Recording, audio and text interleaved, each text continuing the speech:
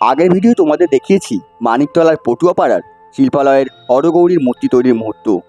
আজ চলে এসেছি কুমোরটুলির অলিগলিতে থাকা শিল্পালয়গুলি ঘুরে দেখতে। এটা ঠিক যে কুমোরটুলির সব শিল্পালয়ে হরগৌরীর মূর্তি তৈরি হচ্ছে না, তবে 50% শিল্পালয়ে কিন্তু মূর্তি তৈরি হচ্ছে। কোথাও চলছে মূর্তিতে মাটির কাজ, তো কোথাও আবার কাঠামো তৈরি হচ্ছে, কোথাও মূর্তির চক্ষুদান হচ্ছে, তো কোথাও হচ্ছে মূর্তির সাজের কাজ।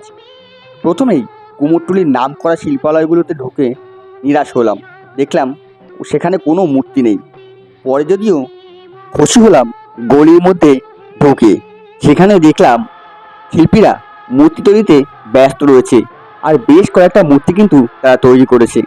হাতে বেশি সময় নেই, আজ যে মাত্র কয়েকটা দিন, তারপরেই হরগৌরীর পূজা। সম্পূর্ণ ভিডিও রয়েছে আমাদের ইউটিউব চ্যানেল মৌমিতা প্রবাসী।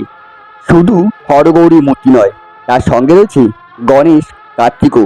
কোথাও কোথাও আবার গণেশ কার্তিকের সঙ্গে কিন্তু মা লক্ষ্মী ও দেবী সরস্বতীকেও দেখতে পাওয়া যাবে। কোথাও মহাদেব রয়েছে গাছের নিচে, কোথাও আবার পাহাড়ের উপরে, কোথাও মহাদেবের রুদ্র রূপ, কোথাও আবার মহাদেবের প্রেমিক রূপ। বন্ধুরা, আজকের মতো এখানে শেষ করছি।